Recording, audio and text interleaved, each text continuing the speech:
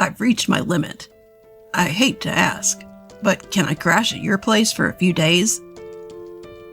Dad had been kicked out of the family home by my sisters and Mom, and now he stood at my doorstep. Seeing Dad, who had always been so strong, talk about reaching his limit, I blamed myself. "I'm sorry, Dad." In that moment, as I tried to apologize for my inability to help alleviate his suffering, my husband Ethan spoke up. "Let's live with your father-in-law." "Are you sure?" I turned to Ethan, surprise evident in my voice. Dad, too, could barely hide his shock, his eyes wide open. "My name is Emily. I'm 26 years old. Ethan and I started dating in college, and we got married 2 years ago. Our days are filled with a fulfilling work-life balance. Ethan is my best supporter, always by my side. I never thought I'd find someone who gives me such confidence, let alone marry them. As the youngest of 3 sisters, I grew up in an environment where I could never go against my mom and my sisters. I was always the last one in line for attention from Mom, and also the lowest in rank among my sisters. Every time I voiced an opinion, sharp words would come flying back at me. Over time, I stopped expressing myself and started to suppress my feelings. I bore the treatment of being treated like a servant by my mom and my sisters without complaining. "I wanted a boy. When I found out you were another girl, I was so disgusted. Grace and Ashley are enough for girls. You're an unwanted child, and yet here you are in this house. If you want to stay here, you have to work."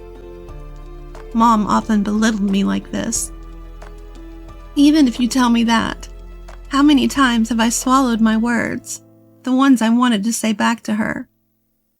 By the time I entered elementary and middle school, I was in charge of most of the household chores, from preparing meals and doing laundry to getting the bath ready.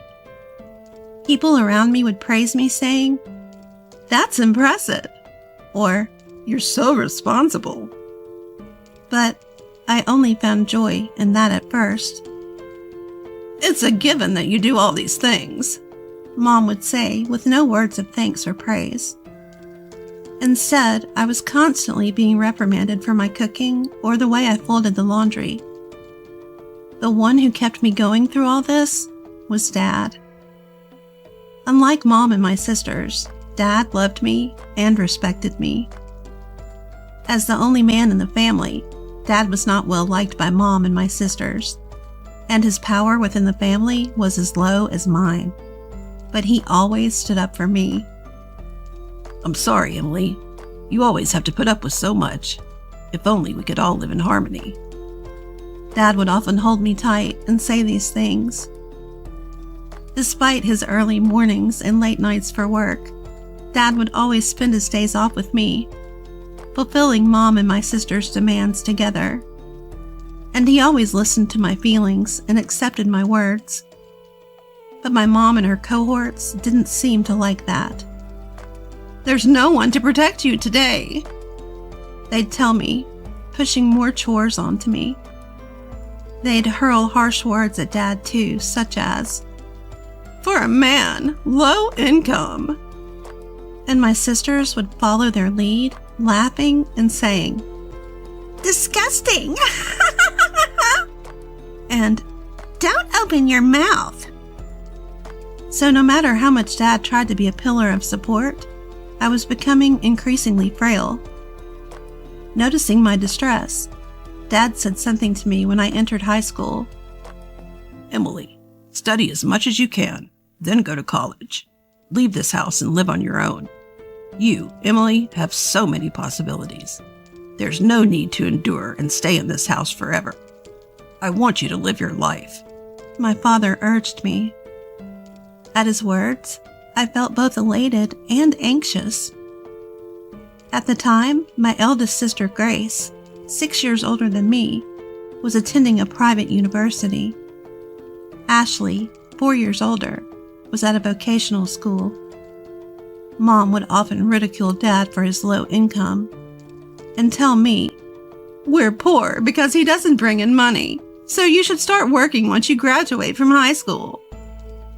Because of this, I believed our family was financially struggling. Despite that, I worried if Dad was pushing himself too hard, telling me to go to college and live on my own. But Dad insisted there's no need to worry about money. I feel responsible for making you suffer so much. That's why I don't want you to endure any longer. Dad, this is a request from your father. You don't have to worry about anything. Just go to the university you want, study what you want. Find what you love to do. I want you to lead a happy life to make up for the hardship you've been through. I could feel his strong resolve as he gripped my shoulder, his eyes moist with tears. From then on, I devoted myself to the studies I had neglected. Juggling the overbearing instructions from my mom and sisters, I spent all my remaining time studying at my desk. My hard work paid off, and I was accepted into a university. Dad and I embraced each other, sharing the joy of my acceptance. I kept it a secret from Mom and my sisters until the last minute, only announcing my plans to go to college and live alone on the day I was moving. At that time, Grace had already moved out and was living on her own, leaving only Mom and Ashley at home, who showered me with shouts of rage. I endured their harsh words until the end, finally breaking free from them.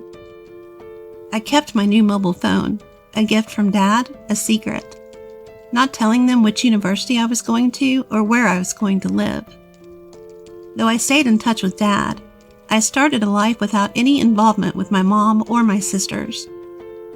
But just because I escaped from them didn't mean my university life was smooth sailing.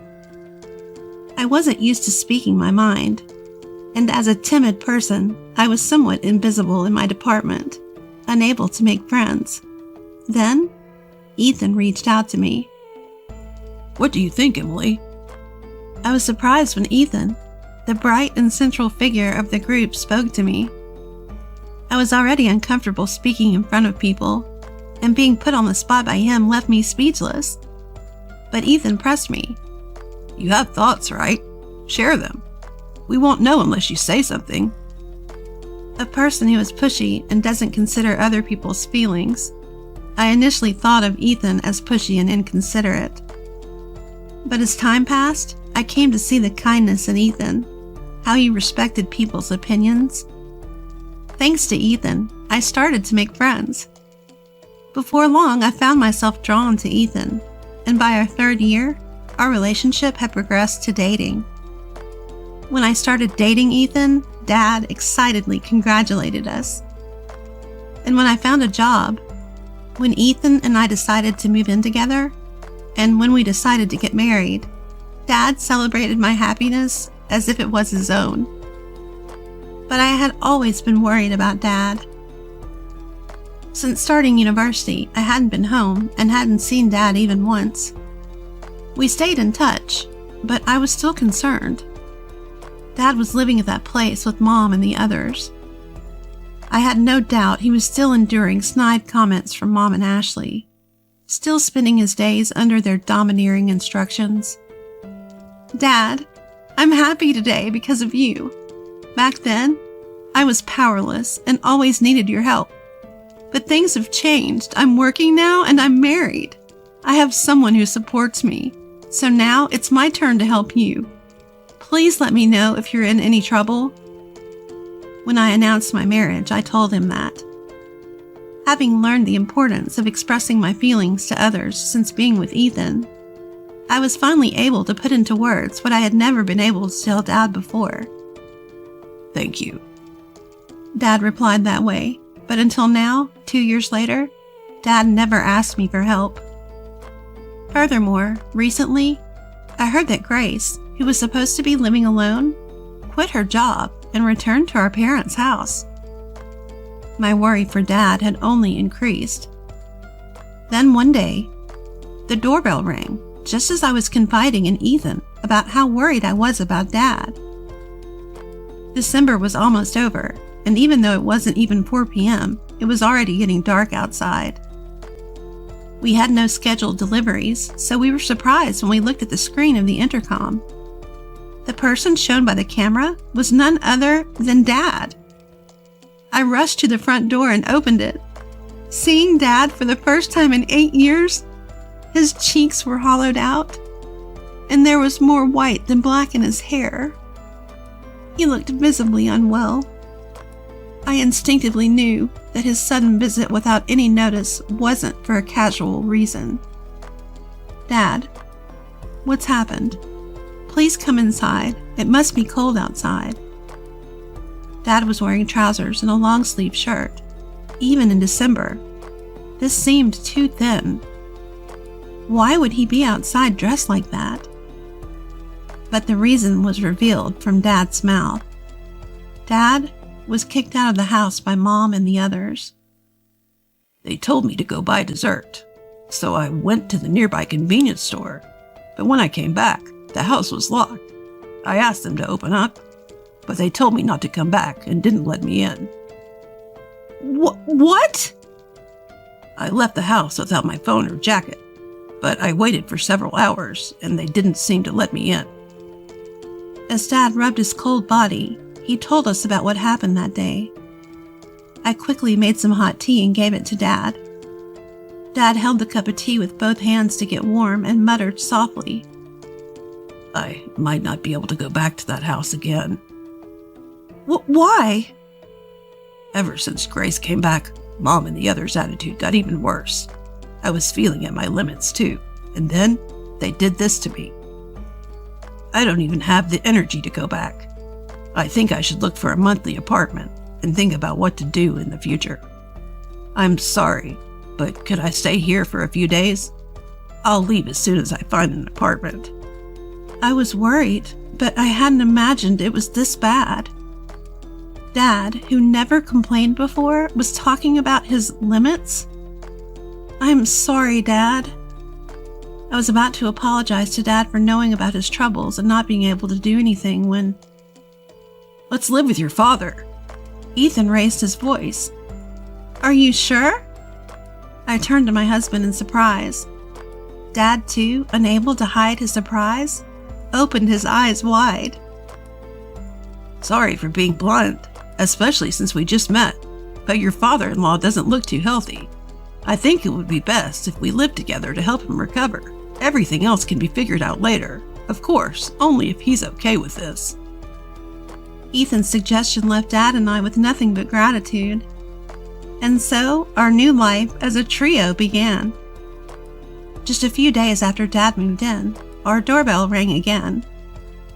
All three of us were stunned by the figures displayed on the intercom screen. Mom and my sisters were standing there. Why here? Shocked and bitter past memories made my breath hitch. But I had to face them. I didn't know what they would do next. In a panic, I opened the door. "Wow, I didn't expect you to be living in such a fancy place. I thought you were scraping by in some rundown apartment." Hearing Mom's voice after such a long time, all I could feel was resentment. "Why are you here?" "Your father's mobile had your address in it. I had no idea Emily even had a mobile phone." "Why would you give him your contact info but not us? Are you honoring the wrong person?" Just as before, Grace arrogantly looked down at me. After Mom's words, seeing her like this, Mom smiled satisfied and spoke again. "Well, never mind. Is your father here? We're having some trouble without him." Even though she said they were in trouble, there were no signs of actual distress. All three of them were smirking. "In trouble? But you're the ones who kicked him out." "You've become quite sassy, haven't you? So he is here. Move aside." "No!" I yelled at Mom and her group. Mom's typical overbearing tone and her condescending remarks about me fueled my irritation. It would have been impossible in the past, but I had changed, all thanks to Ethan. However, Mom's irritation became apparent as she raised her voice. "When did I ever give you permission to talk back? Just move." You can't even listen to what I say. I'm not the same person I used to be. I won't be pushed around by you, Mom. I refused firmly. Ethan came up beside me, trying to shoo Mom and the others away. Despite our efforts, Mom and her group wouldn't leave. We repeated, "Move," and "No," until tired of the ordeal or maybe having given up. Mom was the one to break first. "That's enough. I don't want to hear any more from you. If you won't move, can you at least let us know when the money will be deposited in our account? It's really annoying that all you can do is put money in, and you can't even do that." I was speechless at Mom's words. How did she think she's been able to live without working? My anger reached its peak. From now on, Dad will be living with us. Dad and I will no longer be pushed around by you guys. Please divorce Dad and stop causing him pain. As I couldn't hold back my words any longer, the response from my mom was something I hadn't anticipated. "Don't make it sound like I'm the bad guy. I've been kind enough to stay as a family with a man like him who is low income and can't do a thing. You should be thanking me." "What? You're just like your dad, a low-income loser, acting high and mighty, but in the end, all you're doing is licking each other's wounds." I felt like I was about to lose control at Mom's words. I was on the verge of raising my voice, of lashing out, but then my husband spoke. "Emily works hard. She's a supervisor, earning a decent wage. I'd appreciate it if you didn't belittle us with comments about licking wounds." As my husband stared down Mom, she retorted, "Don't you dare talk back to me. You're an outsider, so stay quiet." That's when Mom turned on Ethan. Dad, who should have been in the living room, was suddenly at my side, addressing Mom. "I've heard enough. We can't impose on Emily and Ethan anymore. Let's get a divorce." "Dad?" At Dad's words, my sisters chimed in with, "That's fine. That's fine. We don't need a creepy guy like you," one voice called out. Emboldened by my sisters, Mom agreed. "That's fine by me." I was dumbfounded by how quickly things had been resolved, but the peace didn't last long. "But there's one condition. Hand over that house to me, then I'll give you your divorce." Mom laid out her demand. Just how greedy could this woman be? But Dad quickly agreed to Mom's demand. "Dad, are you sure?" I was shocked, but Dad turned to me and smiled. "If that's all it takes to get a divorce, it's a small price to pay." He then turned back to Mom, his face serious. "I'll do as you ask. Leave for today. I'll come over tomorrow." With that, Dad sent Mom and my sisters home. They continued to belittle me until the end, but I didn't care. I felt guilty for pushing a divorce and causing Dad to lose his home. But Dad patted my shoulder. "It's not your fault, Emily. In fact, I'm glad you spoke up." The next day, Dad went back home one last time with the divorce papers. He made Mom fill out the divorce application, handled some paperwork, and packed his belongings. When Dad came back from our family home, he looked somehow lighter. It was sad to see the house go to Mom and my sisters, but if Dad felt relieved, I was okay with it. A few months later, Dad told me what had happened to Mom and my sisters. They had taken the family home as part of the divorce settlement and planned to live lavishly by selling it. However, the house was old. The location wasn't great. They couldn't sell the house or land for much, and demolition costs ate into the proceeds. In the end, they were left with almost nothing. Now, without a home or savings, Mom didn't work. Neither did Grace or Ashley have stable jobs. And with Dad gone, the same Dad they ridiculed for his low income status, while they leaned on him for living expenses, the trio found themselves in dire straits. They tried seeking help, showed up at our house several times, but we never opened the door to them. Still, they refused to give up. causing commotion at the front porch. I finally had to tell them through the intercom, "If you make any more noise, I'll call the cops." That sent them packing. Now it seems they're barely managing, renting an apartment that's too cramped for 3. Even Mom, who never worked before, was seemingly forced to get a job. That's how desperate they were. Despite all the times they made fun of Dad and I as a trio, they now seem to be constantly bickering among themselves. They appear to be blaming each other for their current circumstances. People rarely change. With neither Dad nor me around anymore, the ones they used to ridicule, they can't help but find someone else to target. It seems they're destined to lead lives filled with both physical and emotional poverty. Meanwhile, our lives have taken the polar opposite trajectory. Despite all their mockery about Dad being low income, he had actually been trading stocks for years, amassing a fortune. We only learned about this after the divorce was finalized. Dad feared that if any information leaked out, the trio would try to seize his assets, so he had decided not to mention it until the divorce was over. That's probably why he didn't mind giving up the family home. Now we're living comfortably in a new house that Dad built with his wealth. He quit his job to focus on his stocks. My husband and I have jobs too, so we're not struggling financially. We support each other while each maintaining our own financial independence. We hope to build the loving family that we couldn't have when we were young, from here on out. I'm happy, thanks always, Cindy. These were the sudden sleep talk words of Mark. As I covered him with the blanket, my movements halted.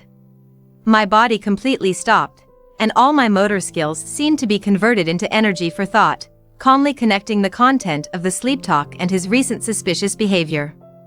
The name Mark thanked, Cindy, was familiar to me, undoubtedly the name of a woman he dated in college. Sometimes, I recall the sweet perfume clinging to Mark's clothes. Now, I quietly remove the flashy necklace hanging around my neck, not at all to my taste, and look down at Mark's sleeping face. Thanks, Cindy. Once again, Mark mumbled in his sleep. This time, I heard it clearly. Well, thanks for everything, I replied to his sleep talk. I heard a superstition that responding to sleep talk can bring a curse, but maybe, just maybe, I hoped Mark would wake up and apologize voluntarily. My name is Naomi. I put the household ledger on the dining table, staring at the numbers alternating between income and expenses, sighing at the reality they represented. Today was my part-time job day at the local supermarket, where I bought a can of beer on my way home. Just a drink for tonight, no snacks. Working the cash register for years, I sometimes feel empty comparing my life to the luxurious items in other people's baskets. Mark, my husband, works in accounting at a design firm, earning a decent salary. He always thought he was good with money, so I let him handle our finances until I was over 50. But then, my phone suddenly stopped working, and I found out the bill wasn't paid.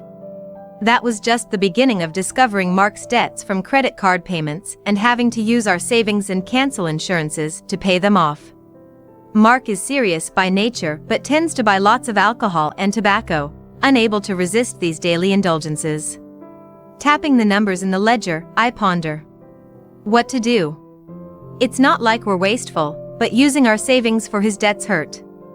Considering my age, 54, I want to save for retirement. Our eldest son, Kyle, lives alone after graduating from a distant college. Our daughter, Lisa, is still in college, staying in a dorm, so we still need to support her. Mark is careless in many ways, but, in a sense, his laid-back life makes him kind and generous, which I truly love. But love alone doesn't change the harsh realities in front of me. First, I'll put Mark on an allowance, cut back here. I mutter to myself, staring at the ledger. As I ponder, Mark, fresh from a shower, sits opposite me, drying his hair with a towel, and grabs my half-finished beer. I'm thinking of starting a side gig, he suddenly says. I smell the scent of my slightly expensive shampoo, one I use exclusively. It's a floral fragrance that doesn't quite suit Mark, yet he uses it. Maybe because it lathers well, or just because it's the first one he finds. I'm so used to his carelessness that I don't even feel like getting angry. Really? I ask without lifting my gaze from the household ledger. Mark remains silent, staring at the beer can in his hand. In the distance, I hear the sound of an ambulance siren. Both of us unconsciously strain our ears, tracking the high-pitched noise. I've caused trouble with the debt, so I'm thinking of finding something I can do. Just a bit more until Lisa graduates. After jotting down side job income in the ledger, I quickly black it out with a pen. No use getting my hopes up for income that's likely to disappear as soon as he finds it too hard to juggle with his regular job. And then, I want to take you to that restaurant we used to go to, remember? Almost reflexively, I take my eyes off the ledger and stare at Mark's face, watching the beer can. That restaurant we used to go to, he said. Immediately, my mind conjured up the French restaurant we frequented for anniversaries when we were dating. Despite being a bit away from the station, the glimpses I caught of it when passing by that street suggested it was still thriving, even now, 25 years later. Back then, we were young, not thinking about the future, just wanting to enjoy the moment. Now, I wouldn't dare mention wanting to go there, but Mark's unexpected words bring back those memories. Those precious, fun times. Well, why don't you give it a try, as long as you don't overdo it? Actually, there's this night shift job for warehouse organizing, he says, his eyes lighting up with the novelty of physical labor after years in accounting. He shows me the job listing on his smartphone screen. The pay isn't bad. A few days later, true to his word, Mark starts the part-time job. After finishing his day job and dinner, he heads out to work until late at night. It's not every day, but I worry about the strain on his nearly 60-year-old body. Yet, Mark seems to be thriving, showing an energy I hadn't seen before. He seems to even look forward to these night shifts after his day job. After a few months, Mark's demeanor becomes more lively, and I think the job has become a source of vitality for him. He's gotten used to it, and recently, he's been working almost every night, coming home late. Normally, I'd be asleep, but one night when I couldn't sleep, I hear Mark coming home, the sound of the door lock turning. He goes straight to shower. As I get up to use the bathroom, I notice a faint unfamiliar perfume scent in the hallway he passed through. The sweet scent brought the word affair to my mind, but I quickly dismissed it as impossible and returned to bed. Soon, sleep overtook me, and I drifted into dreams. As Mark started coming home late at night, I noticed our conversations began to lessen. Around that time, we were approaching our 25th wedding anniversary. Even on the day itself, Mark didn't suggest going out for a meal to celebrate. Could he be planning a surprise? I wondered. I only planned to go to the supermarket to buy dinner ingredients, but I did my makeup carefully, just in case. If he had forgotten our anniversary, I thought about what kind of whims I might demand. As I walked, pondering this, I passed by that memorable restaurant we used to visit. It reminded me that I had gone out for shopping, not just a stroll. Surely, the kids must have reminded him of the anniversary, just as they did me, so he couldn't have completely forgotten. As expected, Mark probably forgot about our anniversary. He came home drunk from a can't-say-no drinking party, quickly presenting me with a necklace he likely bought at a mall. Sorry for being at a drinking party on our anniversary. These things are tough, he said with a not-so-pained cheerful smile, passing me in the hallway to head to the bathtub. I caught a faint whiff of sweet perfume. A drinking party, just with colleagues? Huh? Yeah, that's right. I'm super tired, gonna take a quick bath. I put on the necklace he gave me and took out some white wine from the fridge.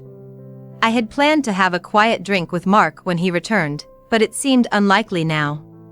I poured the well-chilled white wine into a glass and sat down. Happy anniversary, I said, toasting towards the bathroom where Mark was likely showering. The cold white wine. Mark probably didn't remember, but we always drank white wine at that memorable restaurant. We didn't know the brands or understand the tastes, just ordered it to enjoy the ambience. Remembering those younger days, a smile spilled onto my face. But drinking alone felt too empty. I didn't even take a sip, wrapped the glass in plastic wrap, and put it back in the fridge, chuckling at the somewhat poor look of it. Mark came out of the bath and lay down on the couch, soon falling asleep with a snore. He had a night off from his part-time job, so I decided to let him sleep peacefully. I brought a blanket from the bedroom and covered him with it. Then, Mark smiled happily in his sleep, with a boyish expression. My lips curved in response. Even after all these years, his carefree smile in moments like this made me feel happy. I wondered when was the last time I saw such a content smile on Mark's face, weighed down by the years. I watched him deeply moved until his lips slightly moved. "I'm happy, thanks always, Cindy," he mumbled in his sleep. The blanket in my hand stopped moving, and I froze. My body completely stopped, and it seemed all my motor skills were converted into energy for thought. I coldly connected the content of his sleep talk and his recent suspicious behavior. The name Mark thanked, Cindy, was familiar to me, almost certainly the name of a woman he dated in college. I remembered the sweet perfume sometimes clinging to Mark's clothes. Now, I quietly removed the flashy necklace hanging around my neck, not at all to my taste, and looked down at Mark's sleeping face. "Thanks, Cindy," he mumbled again in his sleep. This time, I heard it clearly. No, thanks for everything," I replied to his sleep talk. I heard a superstition that responding to sleep talk can bring a curse, but maybe, just maybe, I hoped Mark would wake up and apologize voluntarily. I wonder if I was harboring such naive thoughts. Just a few minutes ago, I had found Mark's sleeping face endearing, but now, even the air he breathed seemed tainted with disgust. I decided to leave the house immediately for a certain purpose. I, who rarely drive unless it's Mark's car, started the engine after a long time. Since getting married, I hadn't needed to drive, essentially becoming someone who only had a license but hardly ever used it. But tonight, all those nerves about driving were gone. I put my driver's license into my coat pocket and boldly drove out of the garage. My destination was the logistics warehouse where Mark worked part-time. Driving absurdly slow, far below the speed limit, in a rush yet not, I silently thanked the heavens for no tailing cars as I navigated through the midnight streets. It took me several minutes to reach the warehouse. Unsure where to park, I found a spot that seemed least in the way.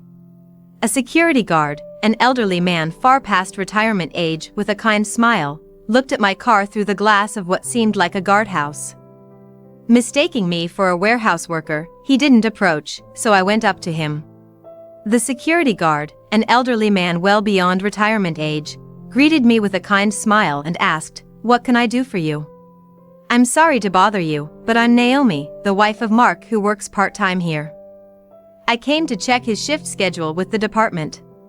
"You need to check the shift," he asked, slightly puzzled, and then made an internal call.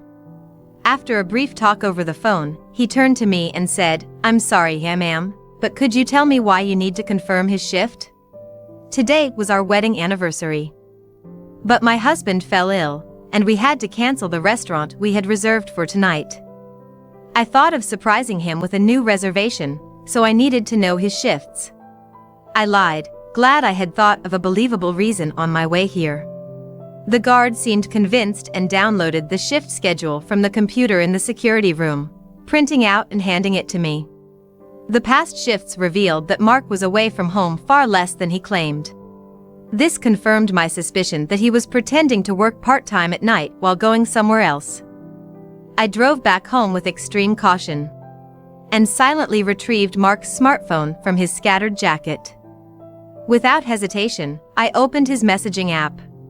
There, the exchanges with a woman named Cindy were vividly left. My heart pounded loudly. I took out the white wine I had left in the fridge earlier and unwrapped it. Taking a sip of the chilled wine, I photographed the conversation between Mark and Cindy displayed on his phone with mine. Furthermore, I secretly downloaded a GPS tracking app one learned about from a coworker onto Mark's phone, allowing me to track his location from my phone. Please let this just be a misunderstanding. I quietly closed my eyes, white wine in hand, in the living room filled only with Mark's snores. Mark might be cheating. No, he probably is. The messages on his phone were clear evidence. But maybe, just maybe, I misinterpreted them because of my own preconceptions? No. Impossible, he's definitely cheating. Where would he go, lying about his part-time workdays? I crawled into bed, torn between wanting to believe in my longtime husband and an instinctive rejection of him, feeling an overwhelming sense of helplessness. What should I do? What can I do? Oh, what should I do?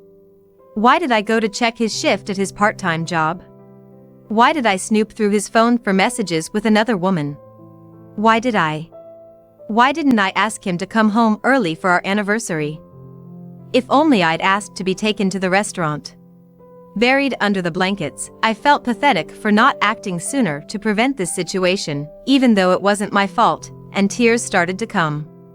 The next morning, I prepared breakfast as if nothing had happened. I planned to confront him with undeniable proof of his affair, then give him a thorough scolding. And then, I'd treat Kyle and Lisa to the most expensive course at that memorable French restaurant.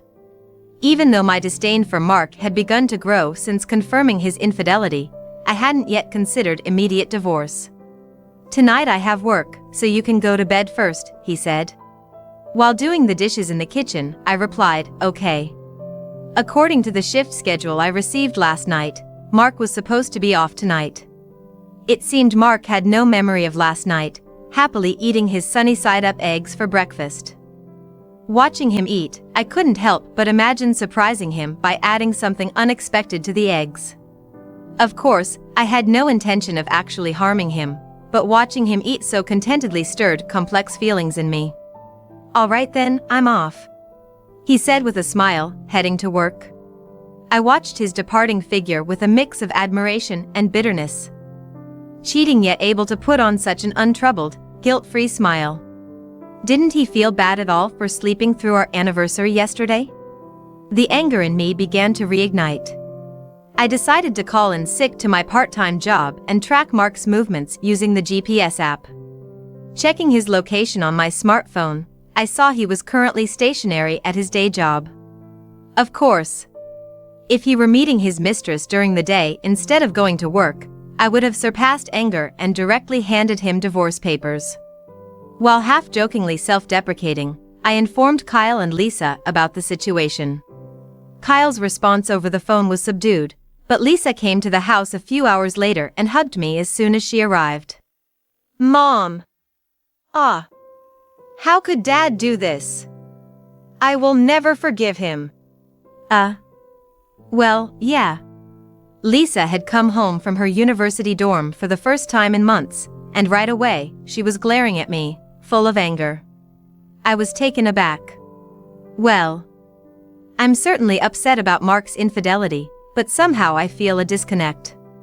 It's strange, it feels like I'm dealing with someone else's issue, not my own. It's all right, Mom. I'm here with you. We'll storm into the cheating scene, slap that woman, and wake Dad up to reality. Yeah, thanks. When did their relationship start? Was she a classmate of Dad's? Is she pretty? Lisa bombarded me with questions, none of which I had answers to. My confusion and frustration grew like a swirling storm inside me. In the evening, Mark called to say he'd grab dinner on his own before heading to his work. Lisa and I exchanged looks, suspecting Mark's night out despite no work scheduled. We tracked his GPS location, planning to catch him red-handed. It's like we're detectives, watching Mark's movements on the phone screen, I thought, as we saw Mark's location moving from his company to somewhere else. Hey, if Dad stops at a shop or something, that means he's going to meet her, right? We should storm in then. Seems so. I'm getting nervous. It's not going to lead to divorce all of a sudden, right? Just to check, Mom, you're not considering divorce, are you? Lisa looked at me anxiously. Being cheated on was infuriating, saddening, but it didn't erase our 25 years together. I wasn't planning on divorce over a momentary emotion. Don't worry. I'll just make sure he never cheats again by keeping him under tight control. I replied with a mischievous smile, and Lisa also smiled, relieved. Eventually, the GPS showed Mark stopping at a location not far from a station. Let me drive. Let's go, Lisa said. When I didn't respond immediately, she looked at me worriedly. What's wrong? I just stared at her silently. Sorry, Lisa. I might get a divorce. Outside was dark by then. Sitting in the passenger seat with Lisa driving, I gripped the hem of my clothes, trembling.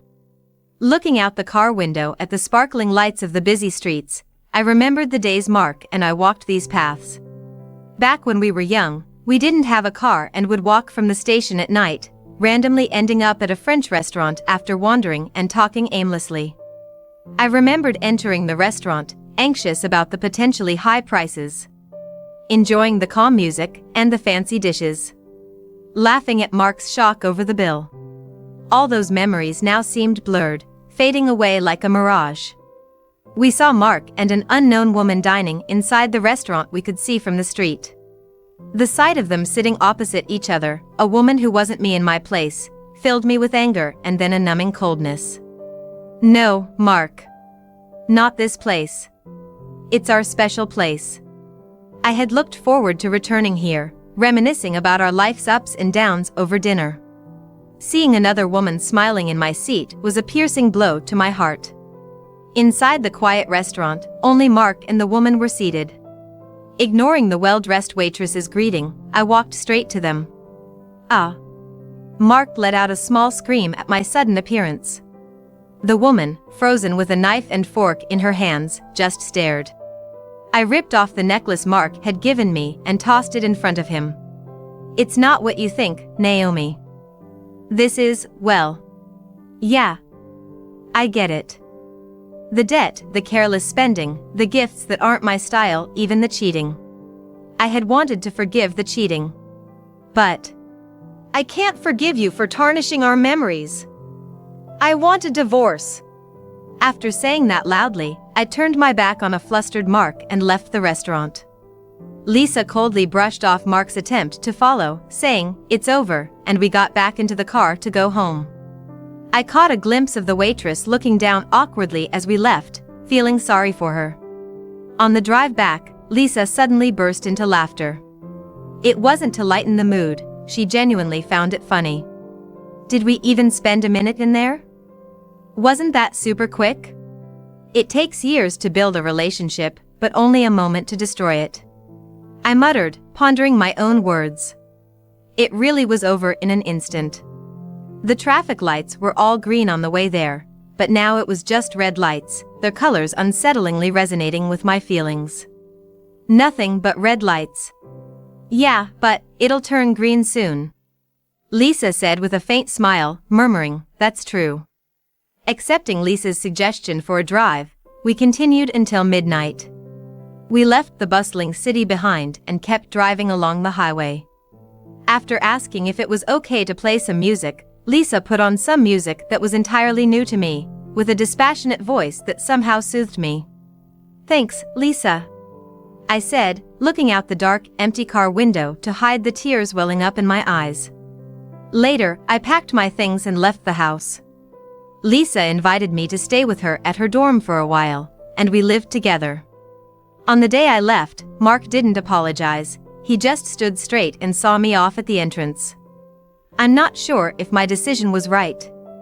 I can't say I'm not anxious about living alone from now on. Naomi. I was happy till now. If you ever need anything, just tell me. I'll always be there.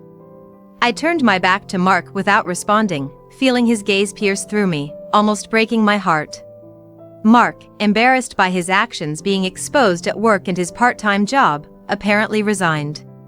The woman he cheated with was married too, and it seems they had quite a fallout. But to me, all that was irrelevant. All of us blocked Mark's calls, so no one knew what happened to him afterward. I didn't ask for alimony. The very idea of any connection with Mark, even in the form of alimony, disgusted me. After Lisa graduated, I started living alone and began a new job. One day, passing by the memory-filled restaurant, I saw it had closed down. It wasn't due to poor business, the owners were elderly, and everyone has their reasons. Well then, I said, stretching my body and taking a deep breath. The bond broken by my husband's infidelity might never be repaired, but I was determined to carve out my life from here on, looking up at the clear blue sky.